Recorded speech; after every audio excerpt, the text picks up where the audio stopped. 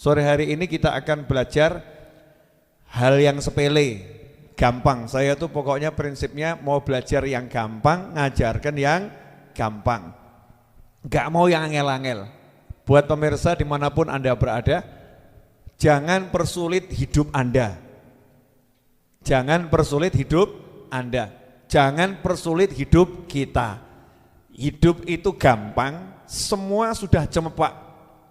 Kata orang Jawa, semua sudah cemepak. Bahasa Indonesianya, semua sudah tersedia.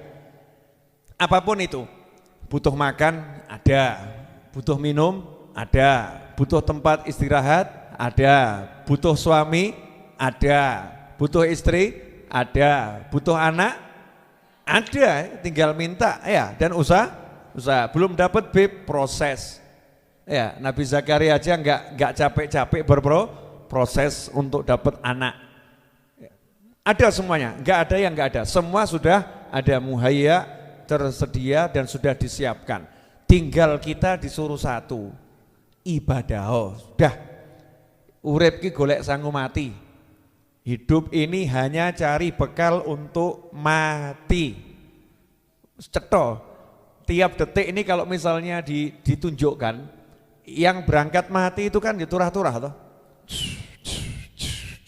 Kalau dipertunjukkan seperti pesawat take off gitu ya. Tiap detik ada yang take off. Nah, tinggal kita mau cari sangu atau tidak, cari bekal atau tidak. Nah, sore hari ini saya mau ngajarkan yang gampang, sederhana. Judulnya apa? Tips menghadapi masalah rumit. Ya. Tips atau kiat menghadapi masalah rumit.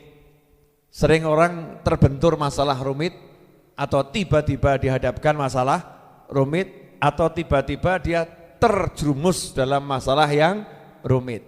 Cara menghadapi masalah yang rumit, gimana caranya biar gak jadi rumit?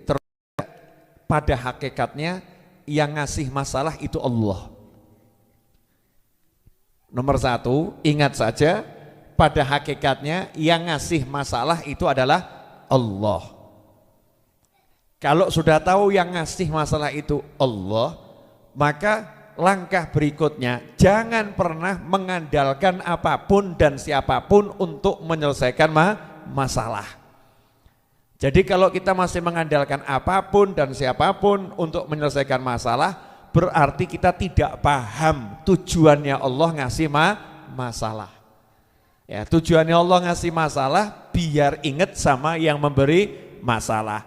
Makanya kalau begitu kena masalah, ingatlah yang ngasih adalah Allah. Selesainya bagaimana? Yorayun. Ya Allah, please, maaf ya Allah. Tolong ya Allah, memang benar banyak dosa. Langsung yang pikir, misal masalah utang ya, mikir duit keliru. Duit gak bisa menyelesaikan hutang, kadang duitnya sudah banyak tiba-tiba hilang. Mengandalkan orang yang mau ditagih untuk bayar, tiba-tiba yang mau ditagih mati. Ya, meninggal dunia. Atau melarikan diri, gak selesai-selesai. Mau bayar hutang, yang bisa menyelesaikan hutang adalah Allah Subhanahu wa ta'ala. Terus yang diandalkan siapa? Ya Allah pokoknya. Ya Allah, saya punya hutang, saya mau bayar.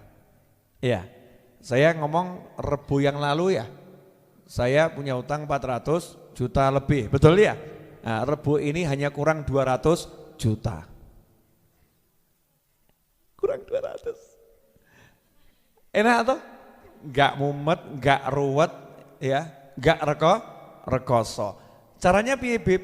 Yaitu Rebu yang lalu saya ngajak ibu-ibu doa, minta sama Allah. Selanjutnya ngapain? Selanjutnya saya pergi ceramah, ya, saya pergi jalan-jalan, saya kumpul sama orang. Mikir utangnya, Bib? Enggak. Ya, utang bukan untuk dipikir, keliru. Utang itu dibayar. Ojo mbok pikiri gak tahu mbok bayar. Tapi utang itu untuk dibayar, bukan dipikir. Makanya mikir bayar, cara bayar hutang itu salah. Cara bayar hutang gak usah dipikir. Ya, caranya bayar gak usah dipikir. Pokoknya ada duit, bayar. Ada duit, bayar. Gak ada, minta sama Allah Subhanahu wa ta'ala. Terus usahanya dijalankan. Termasuk usaha, kumpul sama anak, ya usaha. Jangan gara-gara punya utang, mau kumpul sama anak. Kumpul dengan pasangan hidup, ngobrol, bersendaguro, itu juga cara melunaskan hutang. Jangan gara-gara punya hutang, gak mau kumpul sama pasangan hidup. Pusing saya capek, saya lelah, saya stres, nyingkir kamu. Nah, orangnya hadir juga ini, hadir. Entah di sini, entah di rumah yang nonton ini hadir. Ada masalah, justru dia yang di sekitarnya disingkirkan. Hiburannya justru dijauhi, keliru. Nah, itu karena nggak tahu kalau yang ngasih masalah adalah Allah Subhanahu wa Ta'ala. Nah, kalau tahu yang ngasih masalah Allah, lebih enak lagi. Kenapa? Karena paham betul Allah tuh kalau ngasih masalah itu sudah ada solusi di dalamnya, nggak mungkin nggak ada. Karena Allah nggak pernah mau mempersusah hamba-hambanya, nggak ada. Cuman Allah suka ngasih ini apa? Iya, surprise. Terus ya kejutan tuh surprise ya, surprise, kejutan. Terus sama Allah suka inilah gimana ya? Kalau bahasa saya ngerjain. Nah, dikerjain sama Allah. Nah, tak tontonin, tak lihat. Saya mau lihat. Karena di Al-Qur'an Allah udah bilang, fa inna ma'al usri yusron. Inna ma'al usri yusra. Bersama kesulitan ada kemudahan. Ya, sesungguhnya bersama kesulitan, bersama masalah ada penyelesaian. Ruwet ada mudah. Dan dilanjutkan ayat berikutnya, bersama kesulitan ada kemudahan. Sebagaimana yang pernah saya jelaskan, di ayat sebelumnya itu pakai alif lam, al-usur. Kesulitannya pakai alif lam. Ayat berikutnya kesulitannya juga pakai alif lam, al-usur. Tapi untuk yusurnya, kemudahannya bukan al-yusur, tapi yusron, nggak pakai alif lam. Dalam kaidah bahasa Arab kalau ada kalimat yang diulang, yang pertama pakai alif lam, yang kedua pakai alif lam, maka kata pertama di kalimat pertama dan kata kedua ya di kalimat kedua itu artinya sama. Artinya sama, satu jenis.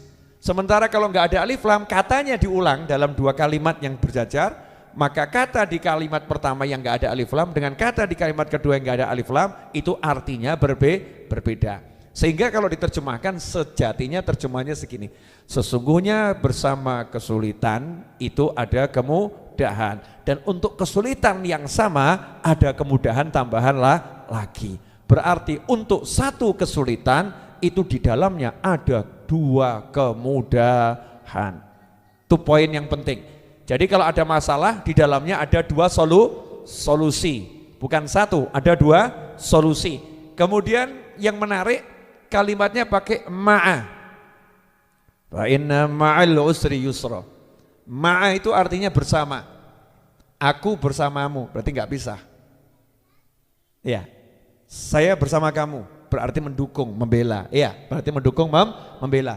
Bisa ma'iyah itu bersama nggak? Bisa ma'iyah artinya bersama membela. Saya sama kamu. Ya, saya bersama kamu. Aku ikut kamu gitu loh ya. Satu kelompok. Nah, dalam ayat ini berarti dalam satu kesulitan, di dalamnya kesulitan itu ada dua kemudahan. Kesulitan bersama dua kemudahan. Berarti kemudahannya nggak pernah pisah. Nah, kalau kita dapat kesulitan di mana Allah udah jamin di dalamnya ada dua kemudahan, kok masih bingung? Berarti kan anehnya luar biasa. Ya, sangat-sangat aneh. Kenapa? Galau, risau, heboh, masalah. Itu ada orang ditilang Pak Polisi. Ditilang kan masalah ya. Karena memang buat masalah akhirnya ditilang. Tapi dapat jodoh gara-gara ditilang Pak Polisi. Siapa jodohnya? Yang nilang. Akhirnya jadi istrinya ya yang nilang. Itu saya teman polisi gitu. Gimana Pak ceritanya? Ya Bib, dulu saya tilang akhirnya jadi istri. Masya Allah.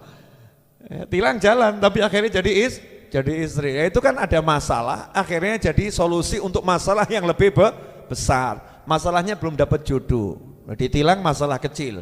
Belum dapat jodoh kan kadang jadi masalah yang besar. Gara-gara ditilang dapat jodoh. Jadi masalah atau enggak masalah? Tilangan terus enggak apa-apa gitu ya. Nah, itu jodoh kok ya. Dapat jodoh. Ya seperti itu. Nah, makanya dari sini pelajaran, pokoknya masalah apapun jangan galau, jangan bingung, jangan risau, jangan gelisah, tenangkan hatimu, tenangkan fikirmu, langsung ingat yang ngasih masalah Allah. Nah, terus kita ngomong sama Allah, ya Allah please tolong selesaikan ya Allah. Atau tunjukkan solusinya. Kan ada masalah berarti di situ ada solusinya ya Allah. Tunjukkan ke saya solusinya. Mungkin ya Allah ya, saya subuhnya suka telat, makanya dikasih masalah ya Allah ya. Ya boleh besok ya Allah saya akan subuh enggak telat lagi. Saya akan pasang beker. Paham dia. Jadi dia enggak pernah nyalahkan orang lain. Enggak pernah nyalahkan orang lain. Dia lihat Allahnya, lihat dirinya. Lihat Allahnya, lihat dirinya. Lihat Allahnya, lihat dirinya. Masalahnya pasti akan selesai. Sampai di sini paham? Berarti tips menyelesaikan masalah ini mudah atau susah? Mudah. Masalahnya saya dimusuhin orang Habib. Wah itu lebih gampang lagi itu.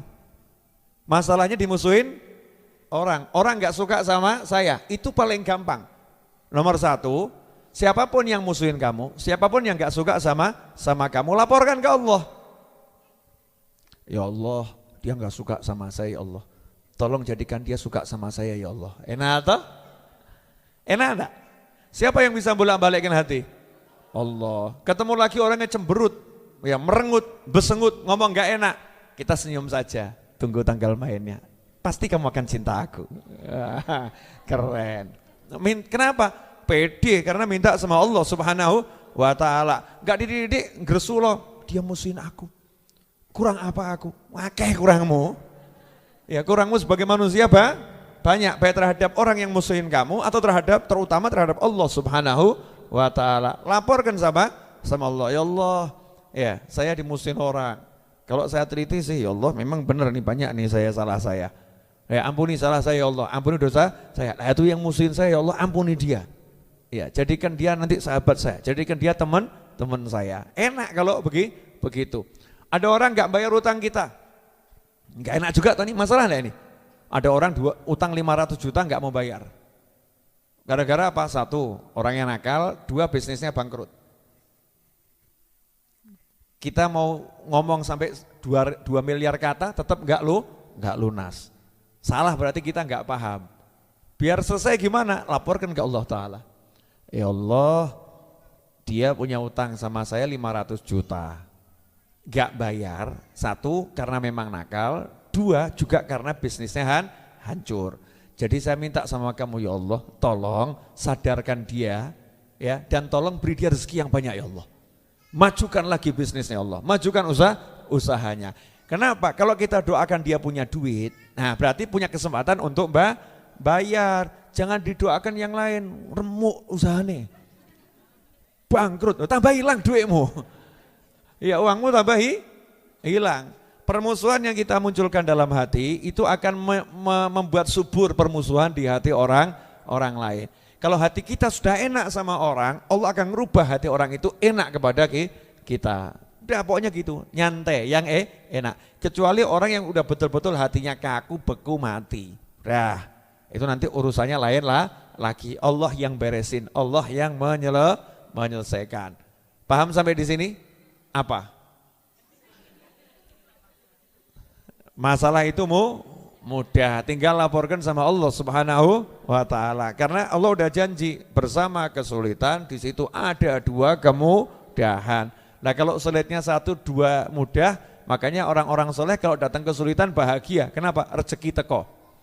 Coba cek kalimatnya orang Jawa ya hebatnya orang Jawa dan orang luar Jawa. Nanti kalau saya ngomong begini yang luar Jawa tersinggung, Beb, saya orang Kalimantan juga hebat tuh Beb ya. Maksud saya orang Indonesia tuh, hebatnya orang orang tua kita, leluhur kita. Cek gelas tumpah, ya gelas berisi teh atau kopi, tumpah airnya, geletak, tak, ya, pecah misalnya, pecah airnya tumpah, ngomongnya apa? Enggak, orang tua kok, rezekinya berlimpah. Iya, air tumpah, gelas kopi tumpah, rumah kebanjiran. Ngomongnya apa? Rezeki berlimpah. Air kutah, rezeki berlimpah. Ini masalah enggak ini? Sebetulnya masalah karpet kotor, betul kan ya? Karpet kotor. Kemudian kalau di kasur ya kasurnya kotor, semua kotor. Tapi enggak pernah ngomong, wah karpetnya rusak, enggak pernah. Ngomongnya apa? Rezeki berlimpah. Karena paham, ini dibalik masalah ada 2 kebahagiaan bonus. Lah kalau kita kan enggak, waduh ruwet ya. Remuk. mikirnya jelek, ya mikirnya jelek. Pokoknya ingat, masalah yang ngasih adalah Allah Subhanahu wa taala. Nah, yang nomor 2, kalau udah tahu Allah yang ngasih, tips yang nomor 2, tidak ada yang bisa menyelesaikan masalah selain Allah. Jadi yang ngasih Allah, dan tidak ada yang bisa menyelesaikan kecuali Allah. Pinter saya, pinter ibu-ibu, pinter pemirsa, tidak ada yang bisa menyelesaikan masalah. Gak bisa. Indonesia Raya dikumpulkan untuk menyelesaikan masalah kita, tidak akan bisa selesai kecuali dengan izin Allah Subhanahu wa taala. Walaupun kita mengakui banyak orang pintar di negara kita, betul atau betul? Banyak orang hebat di negara kita, betul atau betul? Tapi nggak bisa manusia nyelesain masalah, yang bisa hanyalah Allah Subhanahu wa taala. Contoh di Al-Qur'an. Ya, contoh. Nabi Ibrahim alaihissalam. Api dinyalakan, ya, kayu bakar terbakar, panasnya nembus 1,5 kilo. Burung terbang 1,5 kilo di atasnya terbakar.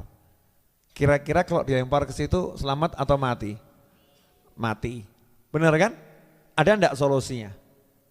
Solusinya secara kasat mata ada enggak? Enggak ada. Belum ada pemadam kebakaran dulu.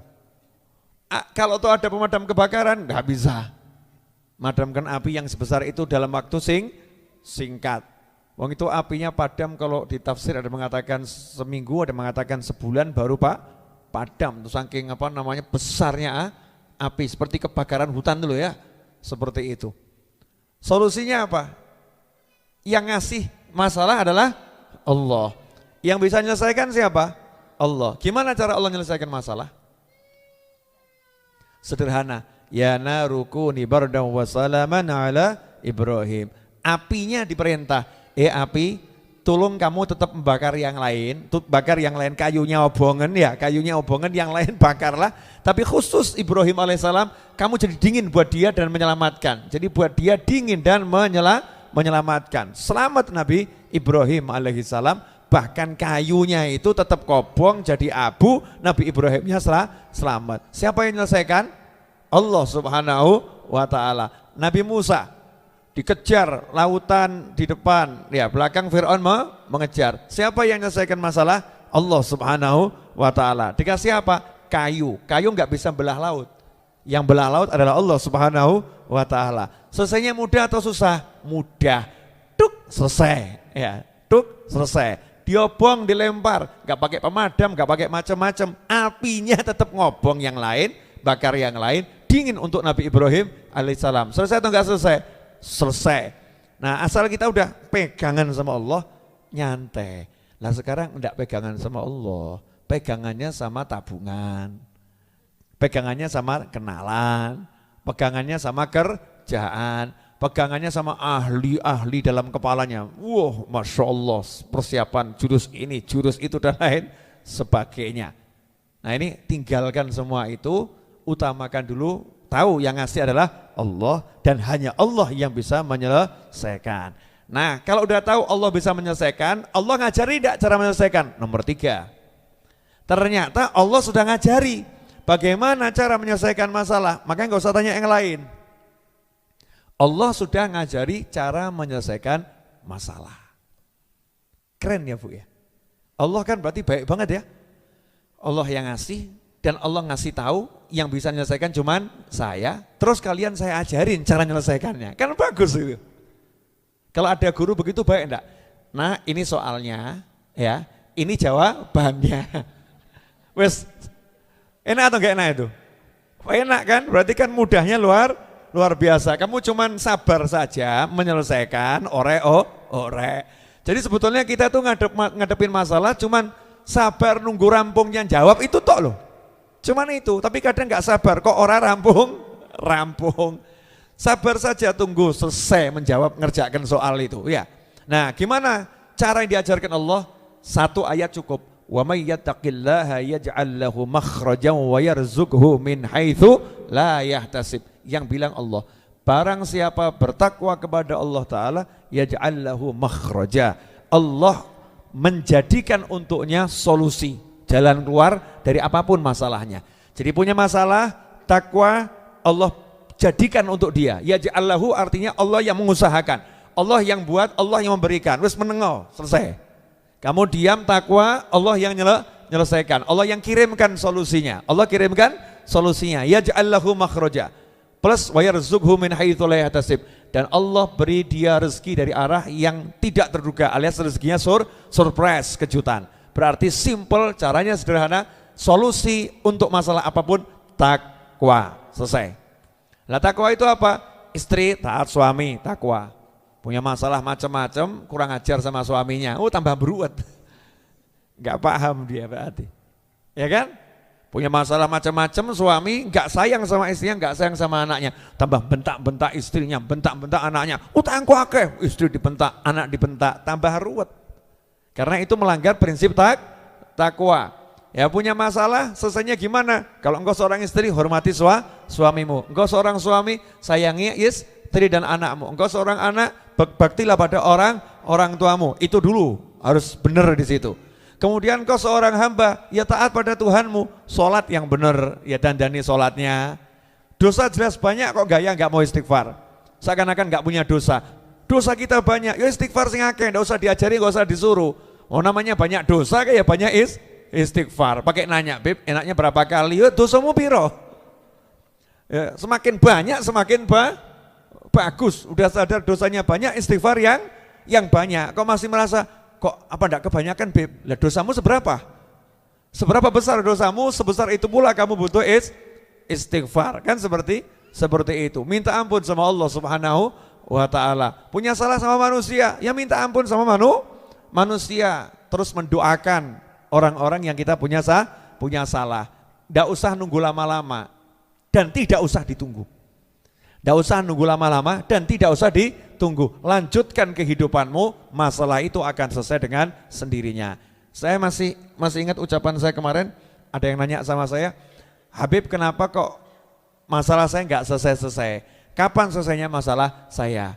Jawaban saya, ketika engkau sudah tidak bertanya lagi, kapan selesainya masalah saya? Paham ya? Kalau kamu mesti nanya kapan dia rampungi, kapan rampungnya, ya berarti kamu nggak percaya sama Allah Ta'ala. Dan nggak usah kamu pikir, nggak usah kamu urus, ya kamu jalani yang harus kamu jalankan. Hidup kan ada perjalanan, yang kerja ya kerja, ya sholat ya sholat, guyon ya guyon, ngobrol ya ngobrol, udah begitu aja. Nanti selesai dengan sendirinya.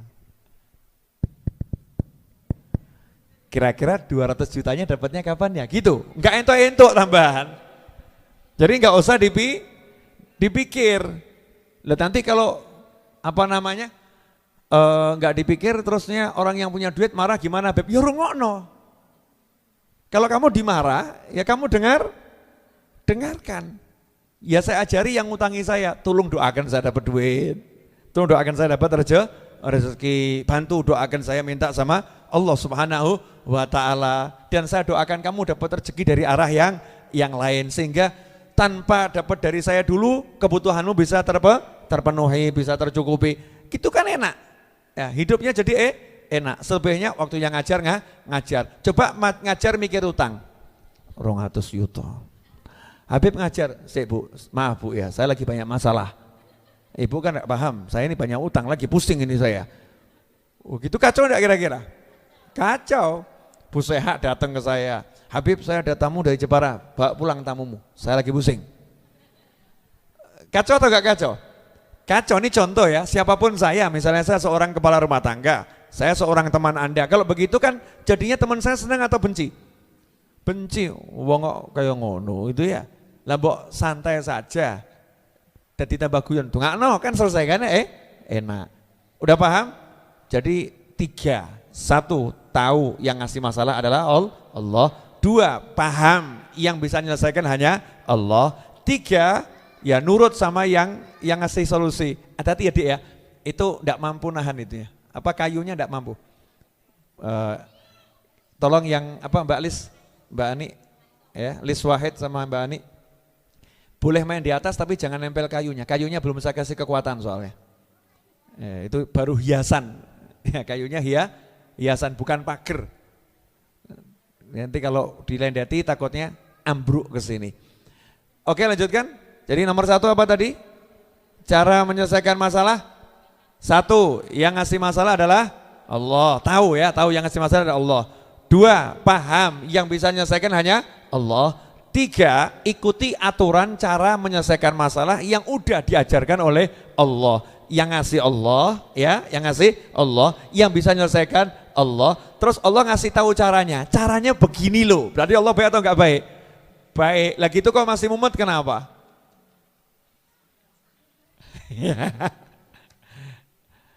Beb, tapi ini begini nggak ada duit, ya entenono.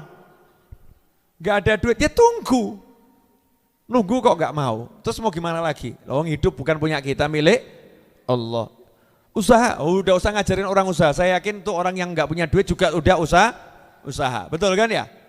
Doa, saya yakin juga sudah berdoa. Minta doa sama orang lain, saya yakin sudah minta doa sama orang lain. Tapi kemerungsung, nggak mau nunggu. Lah nggak mau nunggu tuh berarti nggak percaya sama yang nyuruh. Saya itu servis mobil. Saya servis mobil. Ya nggak iso saanyet langsung masuk jadi. Betul. Saya masukkan mobil, walaupun mobil saya sehat, nggak punya penyakit, ya butuh waktu 1 jam, 2 jam, satu persatu dibetulkan, dibereskan dan lain sebagainya. Itu saja saya mau nunggu. Tapi kalau saya nunggu di servisan kan bodoh saya. Kenapa nunggu di servisan bodoh? Iya, buat 1 jam ya tetap 1 jam, 2 jam tetap 2 jam. Lebih baik saya kan nunggu misalnya nge-mall, ya kan ya. Seneng-seneng di mall atau ikut pengajian. Rampung pengajian, udah rampung Pak, sudah kan penak. Lah ini orang punya utang, punya masalah, nunggu selesainya mikir masalah, ya bodoh. Jadi kalau nunggu masalah selesai itu jangan mikir masalah, seneng no hatimu, kumpul anak, bojo, konco, golek ilmu, golek duit, selesai. Saya nggak punya duit Habib, saya nggak punya duit Habib. Kamu ngomong nggak punya duit, itu ngabiskan waktu untuk cari duit. Jadi nggak usah ngomong nggak punya duit, tapi kamu usahalah untuk dapat duit, usaha. Nanti Allah akan ngasih, terserah bagaimana caranya. Jadi waktunya dibuat menghibur diri, nyeneng hati. Termasuk ibu sekarang mikir, udah nih mandek kapan? Nggak usah dipikir Bu.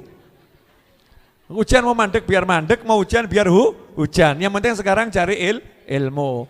Nanti kalau selesai belum hujan, bagaimana? 2 solusinya, 1 ngiyup, ya. 2 hujanan.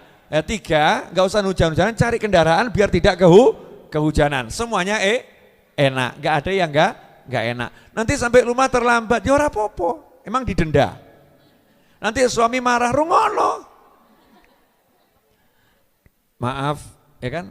Mohon maaf, ya. Terus dengarkan. Kalau nggak paham-paham ya doakan. Mudah-mudahan suamiku paham. Nggak paham, berarti memang waktunya kita suruh belajar mendengar. Begitu Ibu. Udah cukup, insya Allah berkaman, manfaat.